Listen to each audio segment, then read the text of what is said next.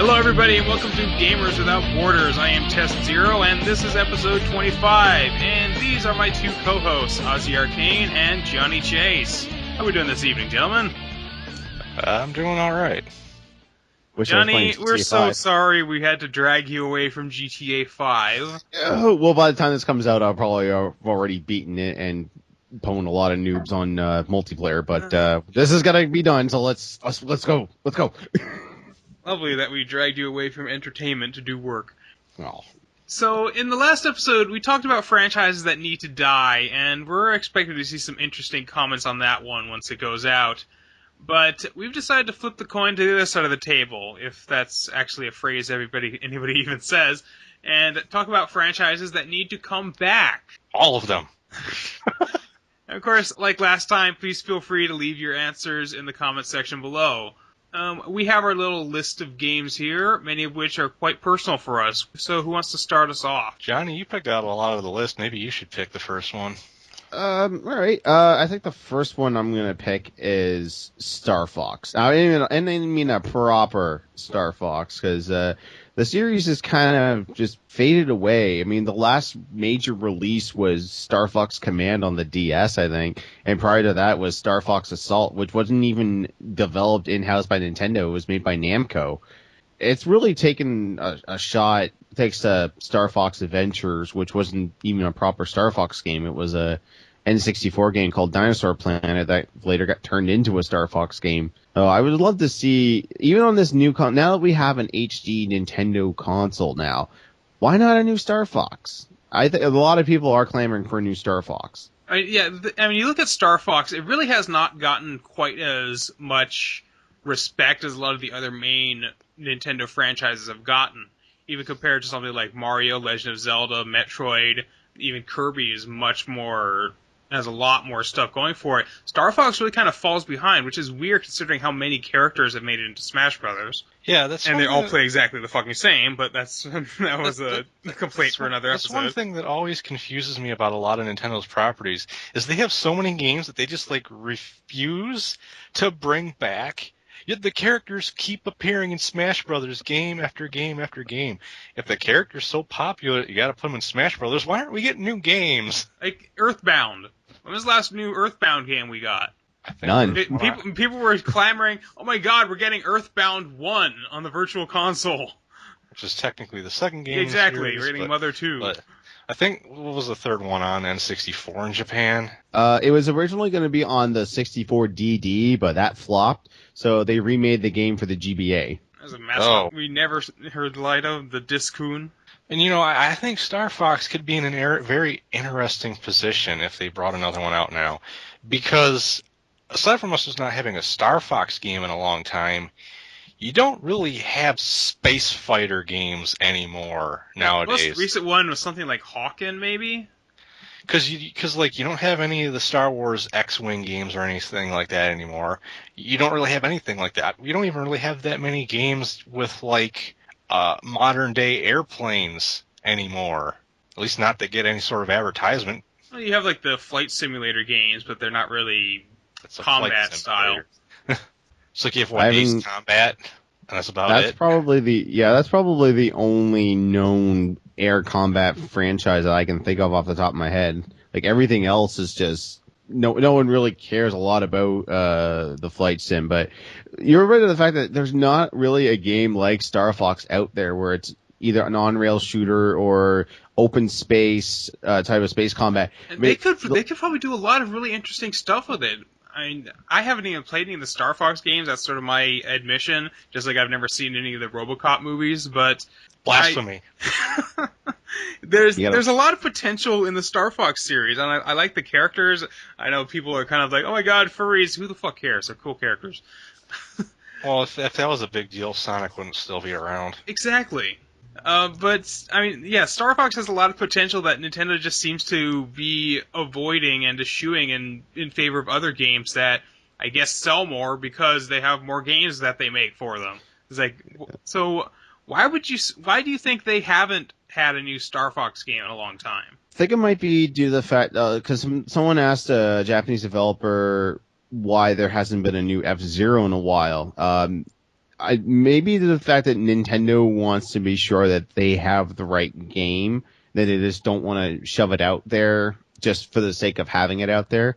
In some ways, I can respect Nintendo for that. I mean, they're not like Ubisoft releasing an Assassin's Creed every year or Activision releasing a Call of Duty every year. They actually want to maybe, take their time and actually make a good game, but god damn it, they're taking way too much time. Well, I mean, if that's their logic, why do we keep getting Mario Party? I have no fucking clue. We should have had that on the last list. Mario Party needs to die. I mean, yeah, I guess it's okay, but how much different can you make it every time? Different mini games, but still, they're just mini Well, in the games. last game you weren't really competing against each other. You were on one little car, and you couldn't roll higher than a 6. Jeez. 9 was horrible. But yeah, new Star Fox, make it. Yeah, I would check it out. I don't necessarily have a Wii U, but I'd still be interested in it if it plays well. I mean, you could do a lot of interesting stuff with the Wii U. Like you could have your control console in front of you, or you could fly by tilting it around. That'd be awesome. Yeah, that actually is a good point, because they do have those kind of motion controls in the tablet. Because they had that on the DS, didn't they? Or the 3DS. Wasn't there Star Fox on 3DS? Just regular DS. You pilot it with the I think played with it the in stylus. multiplayer because I know in order to use bombs you have to drag it from the thing to the field, which never really felt right. But yeah, moving on. Ozzy, why don't you pick one? Okay, I will pick Darkstalkers. Darkstalkers. I have always liked the Darkstalkers series, and I don't really like fighting games, but I'm a really big fan of a lot of these series that I like the characters more than I like the series themselves. I feel the same way about Sonic the Hedgehog, World of Warcraft, Star Fox to an extent, and of course Darkstalkers. I just think it's a really neat concept for a fighting game. It's just various nightmare creatures. Yeah, one thing that I think is funny is Capcom kind of has a theme going with their fighting games. Any fighting game they have, like the majority of the roster involves being stereotypes. Right. In Street Fighter, it's ethnic stereotypes. Right. So you got the Japanese guy, you got the American kung fu guy, you got the American hoorah military guy, you got the Russian wrestler, you got the sumo wrestler, of course. And then in Darkstalkers, you have horror movie stereotypes. Exactly. You got the werewolf, the vampire. Then you got ones that really don't fall into that category, like the cat girl. Well, yeah, that's more of an anime stereotype. And then you got the monster hunter, BB Hood, whatever her name is. Yeah, and then you got. Well, the funny thing is, I'm pretty positive they put her in there just because they already had a wolf character. I guess, yeah. And that was kind of a joke. Sadly, she's one of the most awesome characters in the game. Yeah, they have a good way of creating memorable characters. I can't think of one of them that's really kind of a dud. I guess probably one of the vampire types, because they seem to kind of mix together in their mediocrity, because they have like Morrigan and Lilith. And they're like kind of exactly the same. They're not vampires. They're succubus. Succubus, but still, they're both the same creature. So why they're like clones? Yeah, well, that's why. That's it's why like Ken and Ryu, really. That's why they never put Lilith in like the versus games. And the funny thing is, the reason there's actually a very good reason why they're clones. Lilith came into being because she's part of Morrigan's soul that split off. If you have to have that as your character, do they have completely different move sets, or are they just like clones of one another? They play very differently. Saying they play the same is like saying that Ryu plays like Dan. They have similar moves and similar commands to execute the moves, but they don't really go off in the same manner. I'd say Dimitri plays more like Morrigan than Lilith does. Well, I've barely touched the series, even though I like the characters. I mean, a friend of mine is a really huge fan of it, and he thinks that the main reason that they haven't had a new Darkstalkers game is because of the Midnight Bliss attack. They would have to create completely new models for every character, because if they did make it in 3D, like they did with the Street Fighter 4 and Super Street Fighter games. That shouldn't be that hard, because, I mean, they do tons of stuff with the character models, and Darkstalkers has a smaller roster than Street Fighter does. But one thing that the main reason that they haven't made a new one is because, for one thing, Capcom's bad at figuring out how to manage their properties. They released Darkstalkers Resurrection on Xbox Live and the PSN, and they're like, if this sells well enough, we'll make a new Darkstalkers game. Well, you just released a game that people already have. You can't guarantee they're going to buy what they already have just so that you'll make a sequel to what they already have. That's called double dipping, and I'm pretty sure it's illegal. It's like the same logic Ubisoft had with Beyond Good and Evil. Hey, if Beyond Good and Evil HD sells well enough, we'll make Beyond Good and Evil 2. It's like, well, if I already have that game, I might not necessarily want to rebuy it unless it's someone like me or Johnny that really loves achievements. And it's like, hey, I can get achievements in a game that I've already played before. And the other problem with what they did is they released Darkstalkers Resurrection while they already have the PS1 version of Darkstalkers 3 on the PSN, which is a superior game. It has more content in it than the arcade versions of 2 and 3, which is what Darkstalkers Resurrection was. Because in the original arcade version of Darkstalkers 3, you couldn't use Donovan, Pyron, or Huitzel because they weren't in it. They were kind of replaced by the new characters. The PS1 version of the game has them included in the roster, as well as having a bunch of modes that weren't in the arcade version. It's like you released an inferior version of the game on a network where they can already buy the better version. It's just like releasing Mario Brothers when for the same price you can get Super Mario Brothers 3. And there's a PSP version of Darkstalkers 3 on the PSN as well, which also has more stuff than what's in Darkstalkers Resurrection. It's like you're kind of competing with yourself at this point. What did you think was going to happen? Yeah, Capcom really is kind of shooting themselves in the foot there. Because, I mean, yeah, people want a new Darkstalkers, but just give them a new Darkstalkers. Don't try to judge the interest in a new franchise based on how well the old franchise is selling, but there is no guarantee that they're actually going to be interested in it. And, like, the only advantage it really has over the old versions of the game is that it has online play, which, yeah, that's kind of important, but with it being, like, an Xbox Live PSN title, it's still not going to attract anywhere near the number of players that something like Street Fighter 4 will. So it's still not that big of a deal. So, I guess I would pick the next one. There is a series here that comes from a company that I really like, and it got the first sequel, which was actually pretty unknown for the time, because I think it came out fairly late in the console's lifetime. The Lost Vikings. I so want to see a new Lost Vikings game. It would be fucking awesome. And we've seen games similar to this. We've seen stuff like Trine 2, of course, and recently The Cave. There's a market for this kind of thing. I could see it as like a 2.5D platformer where you have their different characters. They could even do something similar to it, like The Lost Vikings 2, where you kind of swap out your characters based on whatever level you're in. Have you guys played The Lost Vikings? I have not. I've never been much of a platformer guy. I have not. I have heard of them. I know they're a Blizzard property. They show up in the Alderman dungeon in World of Warcraft. Yeah, they have kind of a cameo there. Yeah. That's all I know of them. Unfortunately, I haven't had a chance to ever play those games. The Lost Vikings, I'll give you kind of a crash course on it.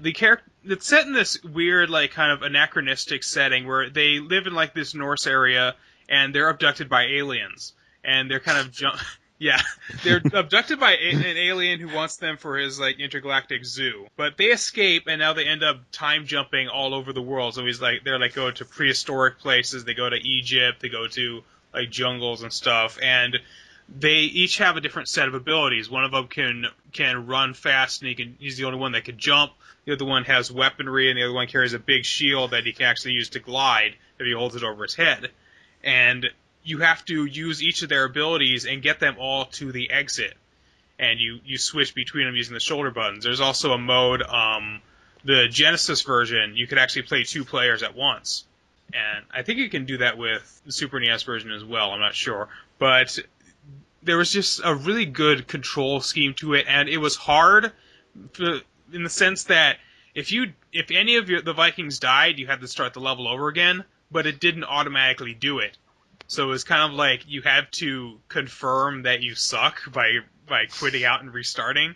So it's like you fail, so you have to manually restart the level, which was always kind of a sort of a slap in the face to that.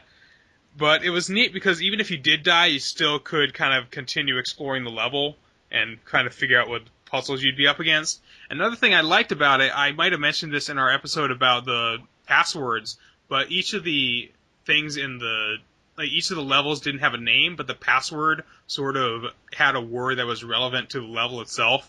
So there was like a level where you see bubbles rising up, and the password is BBLS. And then, of course, Lost Vikings 2 introduced two new characters. One was a dragon and one was a wolf.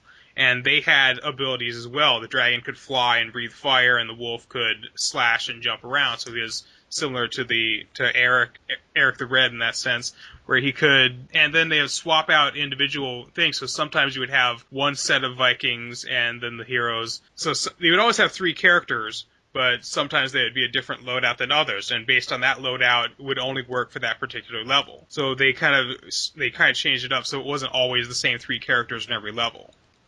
That kind of reminds me of how in like the Justice League video game, on most stages you could pick whoever you want, but then there's like certain stages where you have to use this character because no one else works. I'm like, okay. Well, games like Trine really kind of played in that same way. Have you guys played Trine? I played the first one, and I didn't really care for it. It was a bit underwhelming, but that was mostly in the sense that because they were kind of mushed together into one character. Lost Vikings, they were all three of them were on the field at the same time, so you could move them around. You could have Olaf, you could hold the shield above his head, and the other one could jump on it to get up to a higher level. That was just the kind of puzzle solving in it, and there has been a major resurgence of puzzle platformers recently. So something like this, just like even as a downloadable title, or just like a re-release of like Lost Vikings 1 and 2 in HD, I'd buy that. That'd be awesome. We'll have to wait and see if Blizzard will do that. They're kind of content right now with making a trading card game and removing an auction house from one of their bigger titles. Yeah, and making a Dota ripoff. Yeah, Blizzard and Activision are kind of in the position where they don't give a shit about something unless they think an insane number of people are going to buy it. Unfortunately, yeah. And Blizzard is the only reason Activision is still kind of alive. No, they're alive because of Call of Duty. Call of Duty sells way more than Warcraft has subscribers. Okay, fine. But even still, World of Warcraft is still making quite a good amount of money. Yeah, it is. Year. Just hoping they don't drive anything else into the ground like they did Guitar Hero. Yeah, well, yeah, I guess so. I wouldn't mind seeing a new Warcraft game, not World of Warcraft, but Warcraft 4. So I guess the reason they haven't done it is maybe it's a franchise that they feel doesn't have as much of a following today, or there wouldn't be much of an interest in it. And I think there would. I mean, the indie scene is like a completely different target market than like the World of Warcraft and COD stuff. But yeah. Well, I think our main problem with Blizzard is whenever they want to develop something new, it always takes an absurdly long amount of time. Yeah, they've been working on this Project Titan thing for so freaking long. So did we ever really discover what that was, or was that revealed to be something else? Or is that still under wraps? I'm not sure. And I think a part of the problem with something like Lost Vikings is anytime they spend on that is something that's not being spent on one of their bigger projects. Well, they could always just hire more team guys and... Or outsource it to like an indie dev, but that would make sense. Yeah, that would make sense. Get the guys who develop trying to do it. So the next thing, what's our next game on our list? Well, I guess it's my turn to go next. I would like to see Konami produce another Contra game. Contra's been kind of pushed aside as well. I think the last thing that came out that was Contra-esque was Hardcore Uprising on XBLA and PSN, which technically isn't Contra, but is. I mean, the last true Contra game was Contra 4 on the DS, made by Way Forward. The guys that just released DuckTales Remastered and been really kicking ass lately with a lot of great games.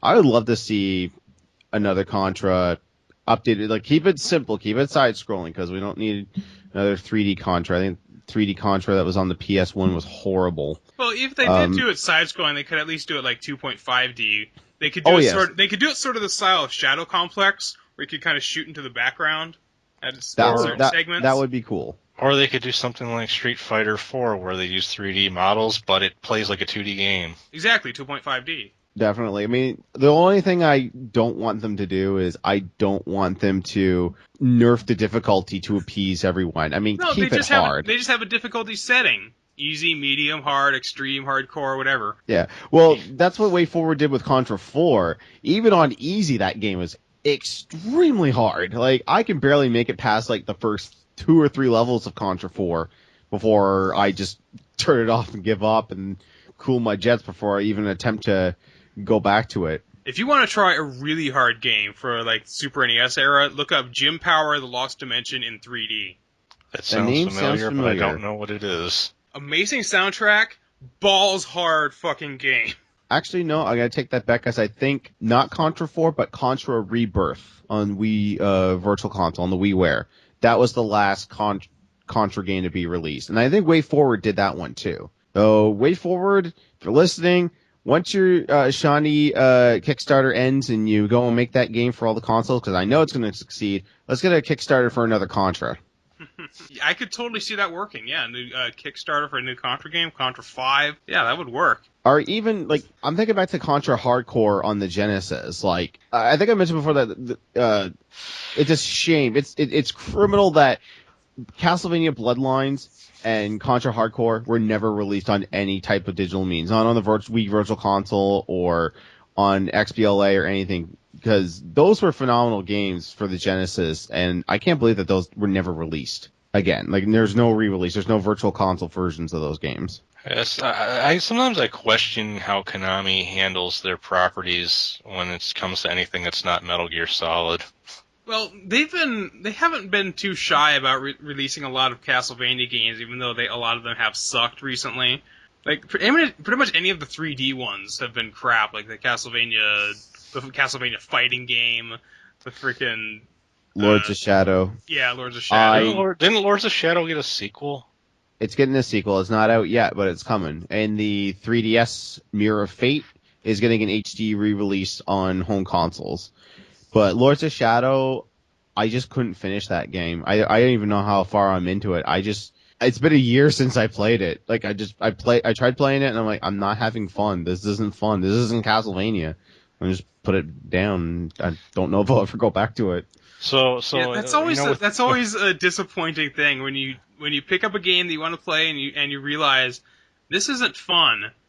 So that's with kind that, of that's with kind of that the death mind, knell for a lot of these games.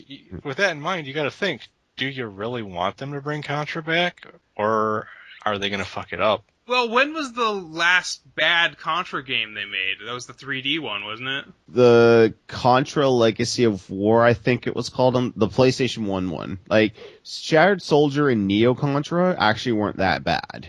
And they were a little bit 3D. I think Neo Contra was the one where you were fighting the enemies on the rotating helicopter blade, and you were just like, you had like this little animation of your guys, like their feet twirling real fast so that they don't get chopped off by the blades. Like, really ridiculous, but like there's nothing wrong with that. Well, why do you think they haven't made a new Contra game in that sense? What was the last one you said? What year was that? I don't recall one on the the Virtual year. Console. That couldn't have been that. That couldn't have been too long ago. Probably 08, 09. It's probably been about 4 years. Which isn't that bad. Which isn't terribly long for a lot of these. Although it must not have gotten that much of not a lot of publicity.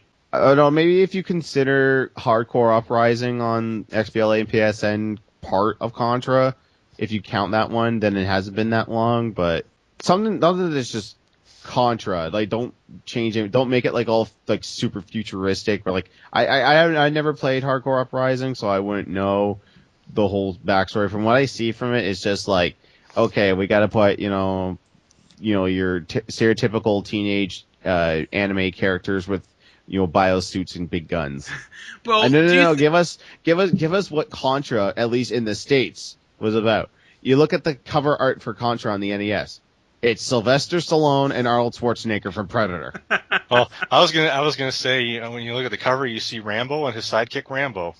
Well, looking back at that, do you think Contra is sort of an anachronism? I mean, because Contra has always been about kind of a throwback from the arcade days, where it was supposed to be balls achingly hard, and if you wanted to keep going, oh well, give me another quarter. Contra 4, how did they get around the difficulty?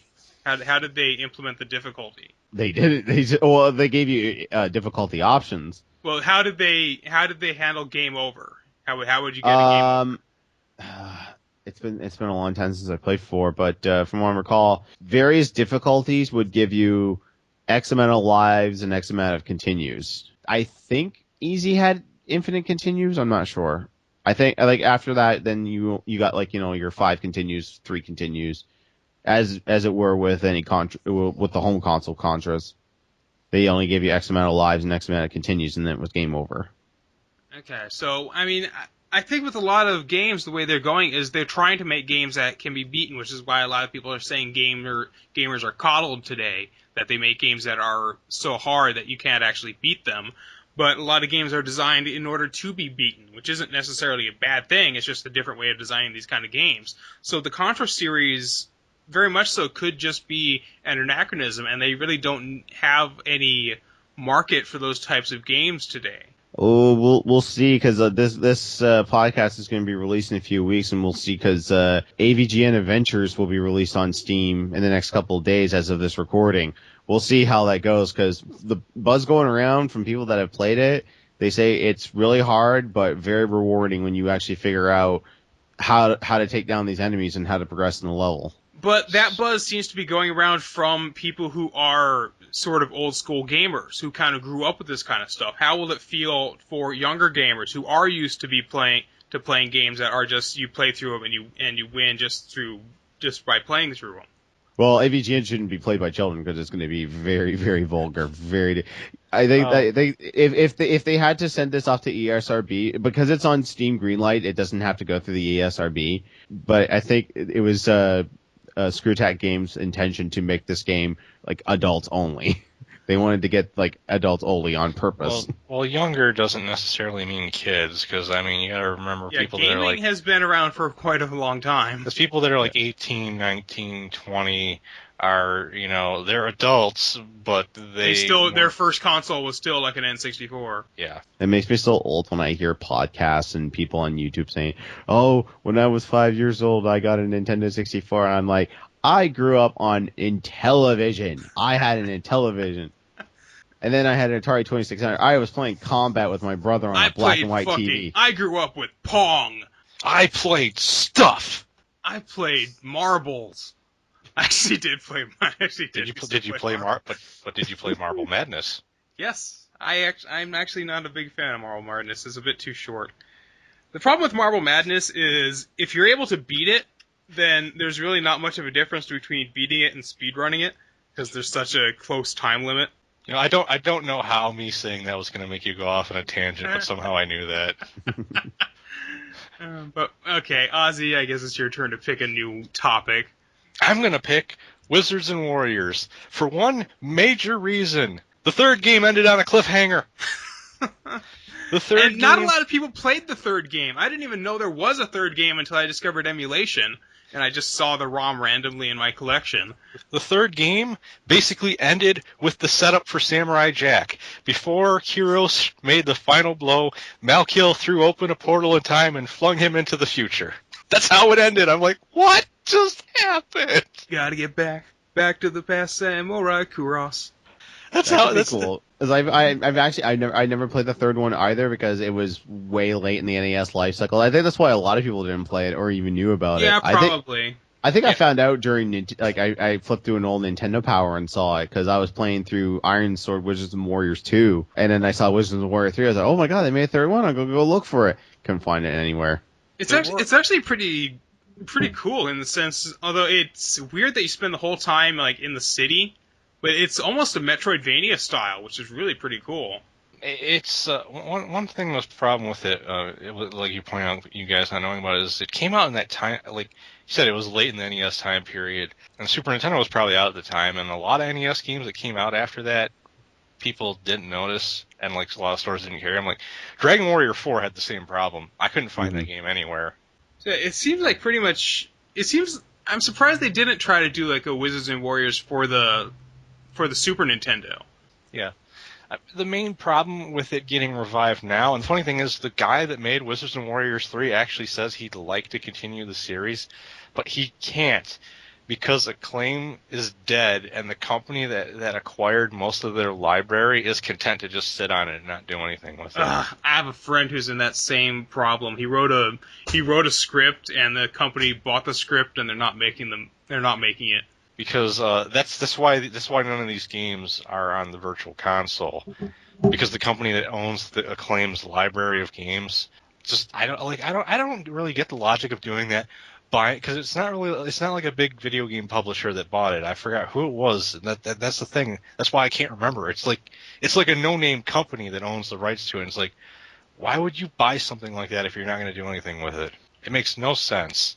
It doesn't, because you can't make money off of people buying and selling, trading the old games, because it's they're making the profit, not you. You're so the only way that they could make money would be through like the Virtual Console or whatever. I mean, honestly, speaking of Acclaim games, I wouldn't mind seeing a re-release of Swords and Serpents, as long as they added a save feature.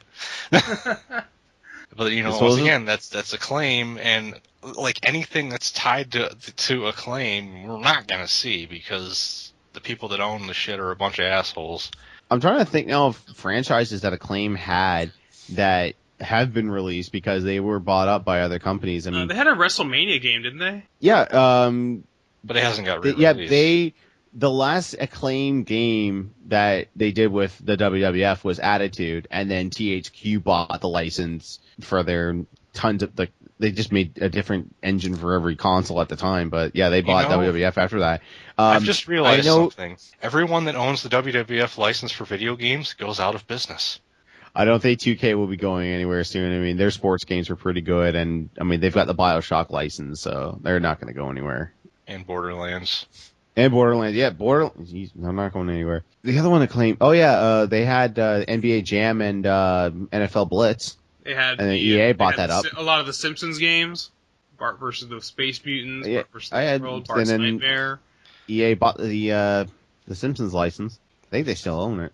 Well, actually, they can't, because they put the Simpsons arcade on XBLA, and that's Konami.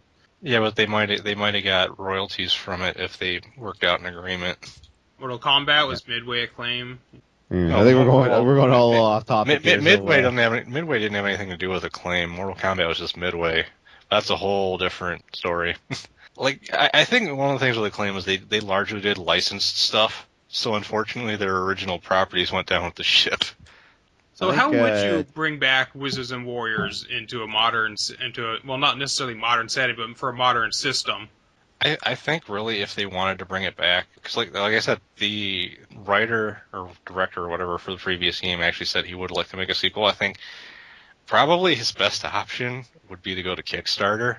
No, I mean, not in terms of funding, but how would the game actually play? What type of game would it be? Really, I don't see why it couldn't just be a 2D game with more modern sprites. I mean, we've got plenty of games like that.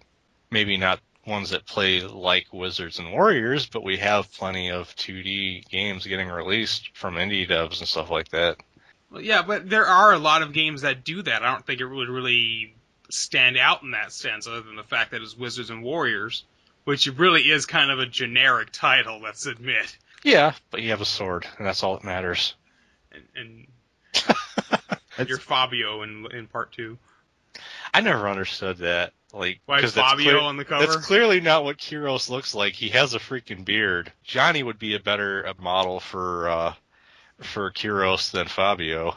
Well, in the face department. Once the shirt comes off, it's all over. Well, I could sort of see it as something kind of like Fable, where it's kind of like an over-the-shoulder third person, and like you have kind of this combat system. But they would have to make something that's sort of, because the Wizards and Warriors system has always been kind of just really hardcore medieval fantasy.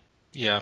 They didn't really add in a lot of like Renaissance style, but it was all just like really like 1400s or like even earlier than that, like the 900s. Well, yeah, I mean, it was hardcore medieval. It was in a setting that you'd normally see in a fantasy RPG, which you actually don't see. You don't really see too many games that actually take place in that kind of setting outside of RPGs, actually. Exactly. So, like an action game with that kind of setting. I mean, even something like God of War, which is really a very fantasy mythology setting, still has kind of these magic and gods and stuff, but Wizards and Warriors, yeah, they've had these magic, but it really is just sort of a gritty war-like setting, war-like fantasy setting. I think one of the big problems with changing it to a more modern gameplay style, though, is you can't really judge how well it's going to work out when they try to do something like that. Because like we were talking about earlier, it's like any Castlevania games that they've tried to release in a more 3D style have not been that well received. You have the same problem with like Sonic the Hedgehog. The newer Sonic games generally haven't been very well received. Although they have been getting better from what I hear. Like the daytime levels of Sonic Unleashed have been almost perfect. And they keep selling because the fan base is masochistic. Yeah. All right, But, well, I think it's time for Tess to pick another franchise that deserves to come back. What do you got? This one I've always wanted to see, because a lot of people don't like the series because of it, but I always felt that it was a very underrated title of Zelda 2. I want to see a revival of the side-scrolling Zelda style, because that game was an action RPG before they kind of became the norm.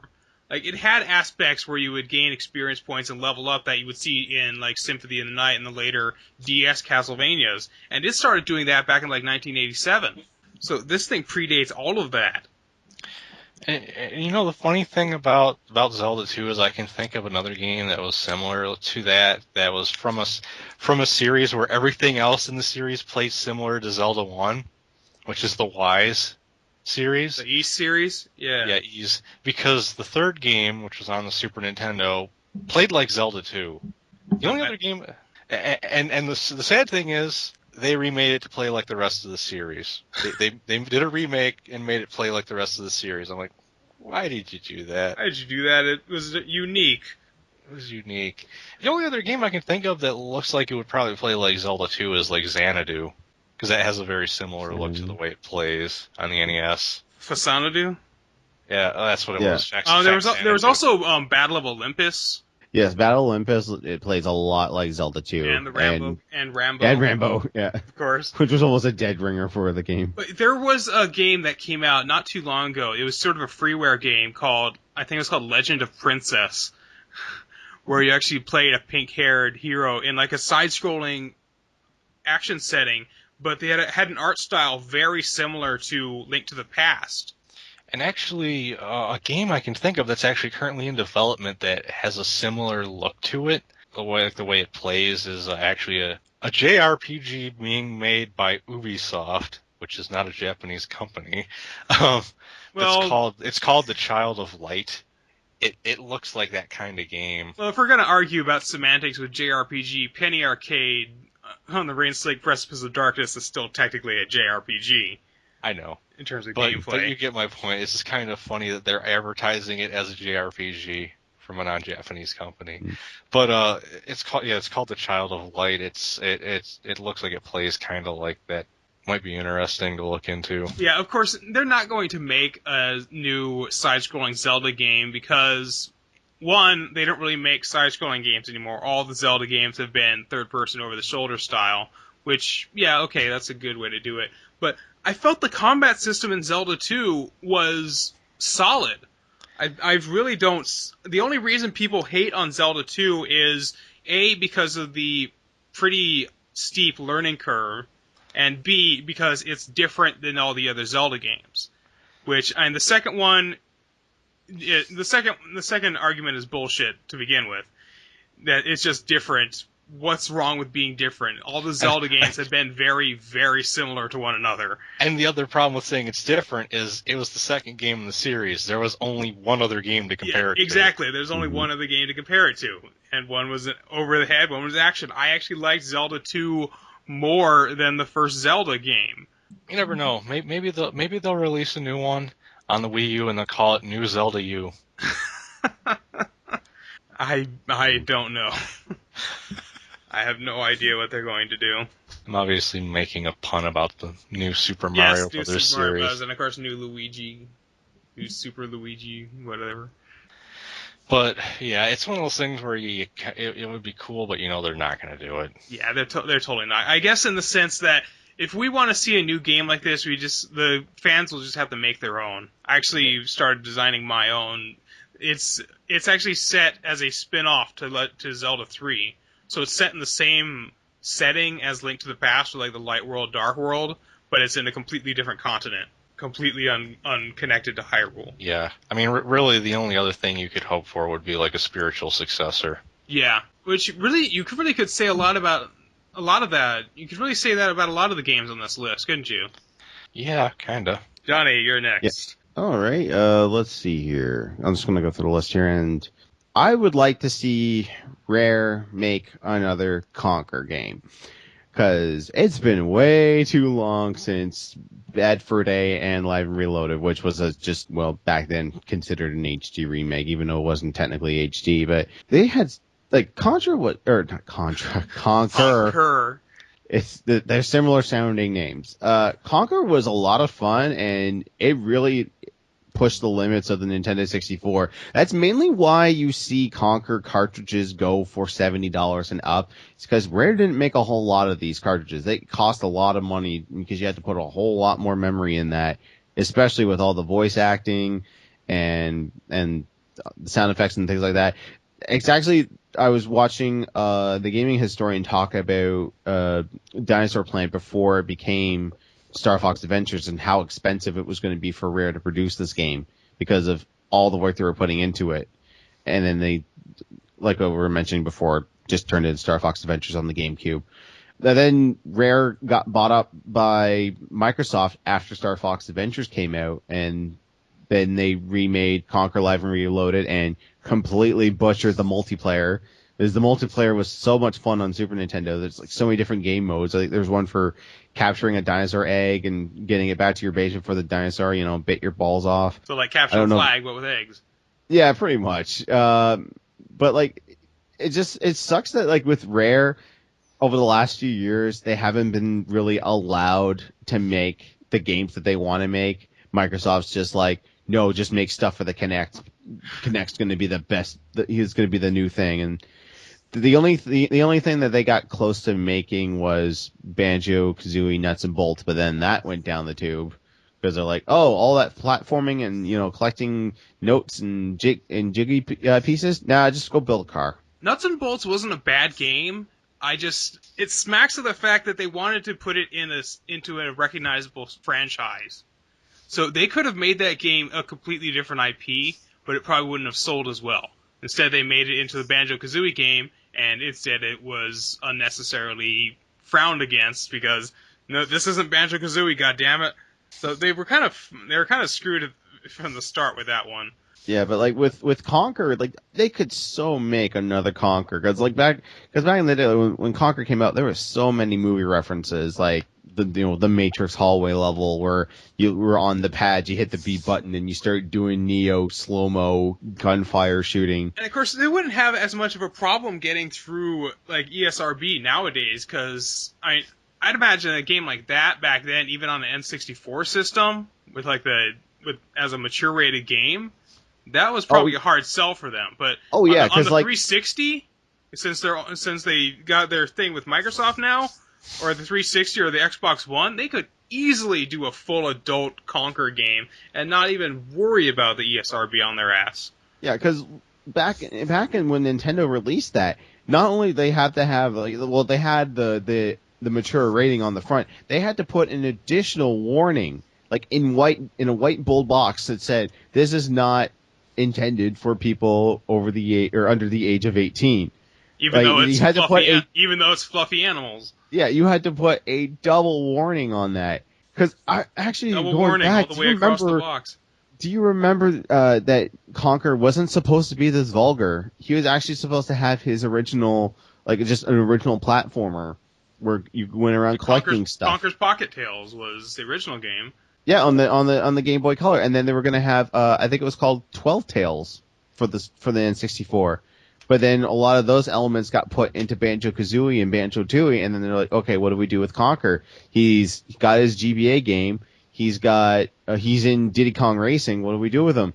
Let's just put a blue jacket on him and make him drink and piss and fart on everything. Which was pretty fucking original back then. You don't see cute animals do that, really. Oh, for something that's supposed to be along the same lines as Banjo-Kazooie. You got this big open world. You're supposed to be collecting, instead of jiggly pieces or stars, you're collecting wads of cash. And then you just put all this like vulgar stuff on it and just makes it, for most people, it makes it so much better. I'm sure for, parents of little children, it's like, oh, I want this cute little platformer. Wait, why is he drinking beer?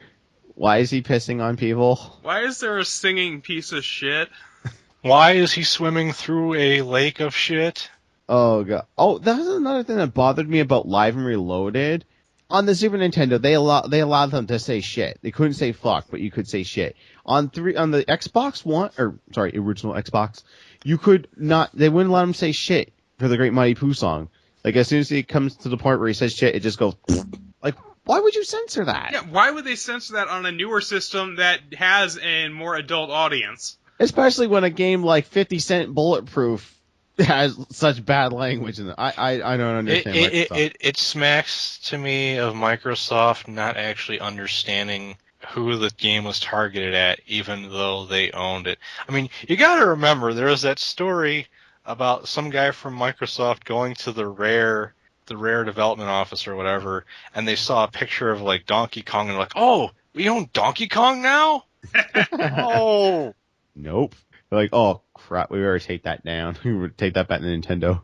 What did Rare get out of that? They got Banjo-Kazooie, Conker, and Perfect Dark. There's another series we could see again. Perfect Dark. Didn't they try to do that this gen and it bombed horribly? I guess so. Perfect Dark Zero, yeah. And then they re-released the N64 game on XBLA, which a lot of people swear by. It's like, oh my god, it's so much better than GoldenEye. And I'm like, well, GoldenEye doesn't hold up that well, but Perfect Dark, I tried playing it. I can't. Like, I just want GoldenEye. Even though it doesn't hold up well, I still have fun with it. Yeah. But yeah, New Conquer. So we're going to the next topic then? Yes. Ozzy. I believe there's one at the bottom of the list that you should like.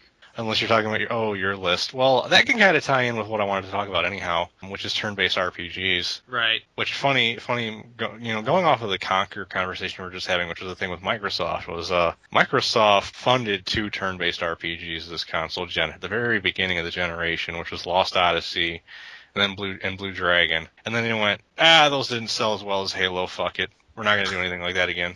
That seems to be Microsoft's stance on a lot of stuff. Is they'll fund something. It didn't sell as well as Halo. We're not going to make another one. It's probably what happened to Conquer. That seems to be a huge problem with like Rare in general. They're like, your stuff doesn't sell. Just make Kinect games. And then and of course they make that assumption after not putting as much effort into those games anyway. Well, Lost Odyssey and Blue Dragon had a pretty decent amount of effort put into those, because I think both of those were made by Mistwalker.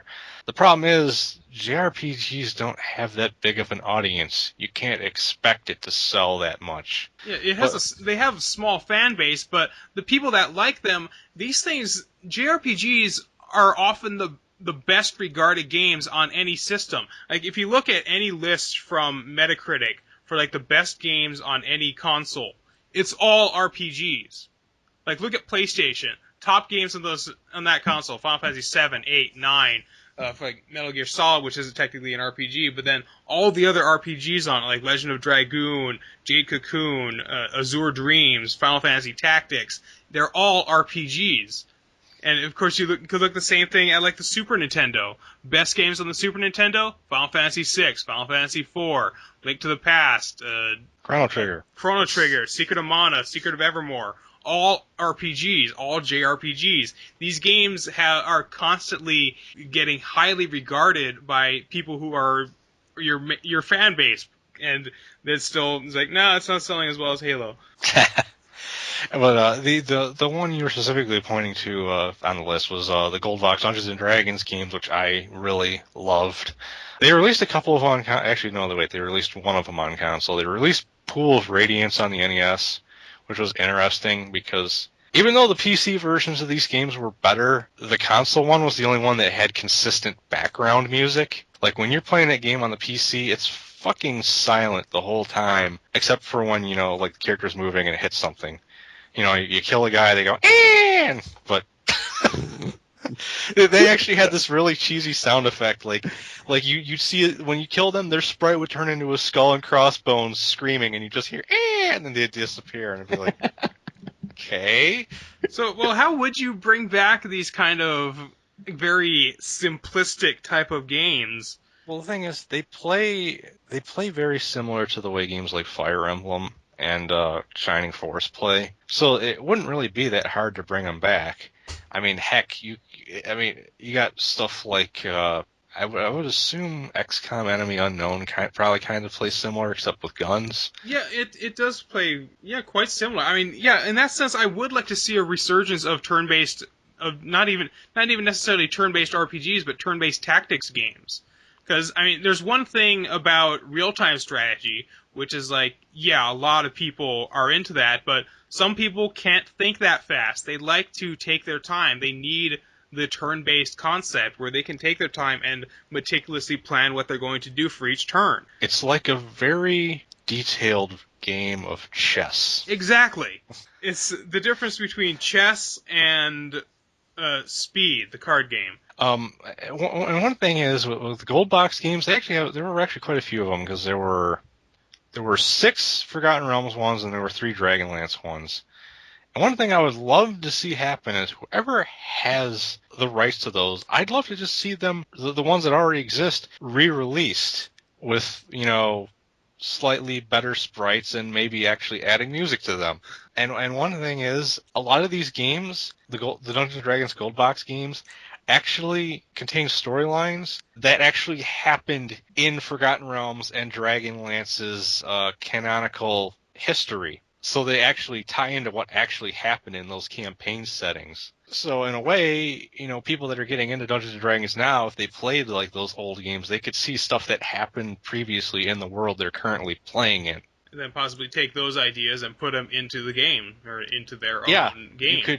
They could have like a villain that maybe showed up in a series and didn't die, show up in their campaign setting that they're running. So you mean that merchant from that one town that we visited? He's the villain? Yes! I mean, it's one of those, it's just, I really loved those games, and the thing is, these games were also kind of ahead of their time doing the whole, there's more than one game in the series, like, there were 2 separate Forgotten Realms series. One was 4 games long, the other was 2 games long. The entire Dragonlance series was connected. They were set up where you can bring your party forward from the previous games. So this was a series that was doing stuff like that way before Dragon Age and Mass Effect started doing it. Well, Ultima did it as well, but I don't remember Ultima doing that. I could have swore it just expected you to know what happened in the previous game. Ultima let you do that, and I think in Ultima 2 and 3, you could bring your party from 2 into Ultima 3. Must have only been in the PC version. Yeah, probably, because that would be really hard to do on the console. Because I mainly had played the Ultima games on the console, because unlike the Gold Box games, all of the Ultima games actually got released on the consoles. Well, most of them anyhow. Most of them. I think there was like 3, 4, and up from there, yeah. Yeah, they had Exodus, Quest for the Avatar, and like going forward from that, they had like all of them, I think. Most of them. So let's finish up with one more franchise that we have seen sort of spiritual successors to, but the most recent game was quite a while ago and was very different from the original. Doom.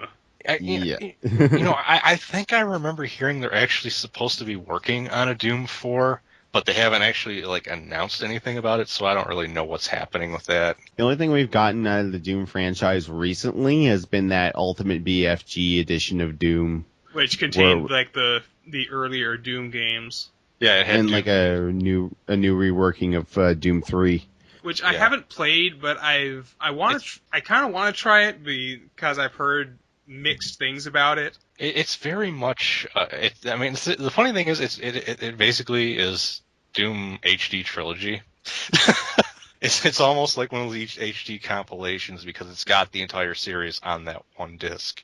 But would you even consider Doom 3 to be part of the same series as Doom because it played so much differently than the other 2 games? I haven't actually played Doom 3 yet, but from what I've heard, it actually kind of sounds like it's more like a survival horror game than Doom was. Although, in all honesty, I could see people considering Doom a survival horror game because if you're playing on the harder difficulties, you really have to manage your ammo. Yeah, on the harder difficulties, you really just kind of have to run because especially on Nightmare mode, you kind of On Nightmare, you have run to away run from everything because everything enemies respawns. respawn. Enemies will respawn, and you only get half. But you do get double the ammo from picking things up. So. But even on the second to highest difficulty, you got to be more careful. Though I will admit, I never ran away from stuff. I punched bull demons down with my fists if I ran out of ammo. But that was the thing about Doom is like they just gave you get to the exit. That was your only objective. Yeah, you had to pick up keys along the way to get there. You had to pull switches to open bridges and stuff. But your only objective was get to the exit. And that sort of simplicity really is lost on modern games. You don't kind of see games that do that. And maybe stuff like Spelunky, where it's just get to the exit, or Binding of Isaac. But those are very different kind of games. Doom is just, you have a whole bunch of enemies in your way, and you have your weapons, and you just go in and you have fun. And it really is that sort of thing. Because a lot of these games, they try to have a storyline, they try to have objectives to complete. They try to have like ammo management. It's like you can only carry 2 weapons because you have to. If we're trying to make it realistic, it's like it doesn't necessarily have to be realistic as long as it's fun. That's the thing. Doom was created in that time when they didn't try to oversaturate these kind of games. They didn't try to overthink them. You're just a Doom Marine, and the only storyline that came into play happened at the end of the chapter, which was like 7 levels long, which took like 14 hours to get through. Yeah, well, you're saying those games were simpler, but in a way they're not so simple because compared to more modern shooters, those games had a lot more going in them because they had a lot better they had a lot better level design for one. Yeah, they weren't completely linear. Yeah, they're not linear. You actually had to find stuff to progress. You couldn't just go straight forward and kill whatever in your way, and when you're injured, hide behind a wall until you automatically regenerate. Yes, that's what I hoped. That's what I was hoping Duke Nukem Forever would have been. A throwback to those kind of shooters where if you get hurt, you have to worry about holding on to your health. Yeah, you have to worry about dodging again. You have to be more careful. It was so lame that he made fun of Halo's power armor, and then they still had regenerating health in the game. Yes, power armor's for pussies. Yes, and yet your ego protects you. How is your ego any different? But yeah, and the funny thing is it's like I remember when Yahtzee from Zero Punctuation reviewed the BFG edition. He was commenting on how when he originally played Doom 3, he didn't really care for it, but now that he's so sick to death of super linear first-person shooters, he absolutely loves it because it's the closest thing he has to any of those old school shooters. Though we are starting to see somewhat spiritual successors to that because we're seeing remastered and completely rebooted versions of some older shooters. There's stuff like Serious Sam.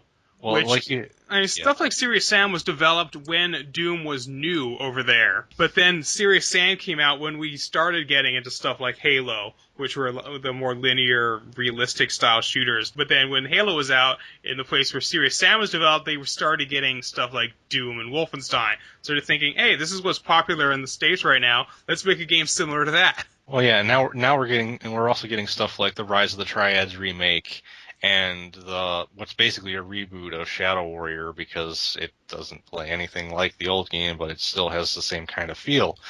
Which, that actually looks interesting, both because it's like an old shooter and has swords. So to recap, the series we want to see revived: Wizards and Warriors, Conquer, side-scrolling Zelda, turn-based RPGs and strategy games, Star Fox, Darkstalkers, Contra, Doom, Lost Vikings, and Goldbox D&D games. Well, I want to get one thing in before we finish. We were going to talk about Breath of Fire, but we didn't. And I just want to say that iOS game does not count. Nope. Yes, I like the Breath of Fire series. I thought the first one was pretty average, but Breath of Fire 3 is one of my favorite JRPGs for the PlayStation. I'm still yet to play the other ones, but I have heard decent things about them. I'll save judgment until I play them. Ozzie, where can everybody find you? They can find me at planetarcane.blogspot.com. And Gianni, how about you? Well, if I'm not playing GTA 5, they can find me at youtube.com/achievementwhorejohn. Yes, you're not going to be streaming because you're going to be busy playing that on your own. Yep. And you can find me at testzero.net, and you can find all of us at reviewersunknown.com. Leave your comments below what you thought of our list, what game series you would like to see revived. And everybody, take care.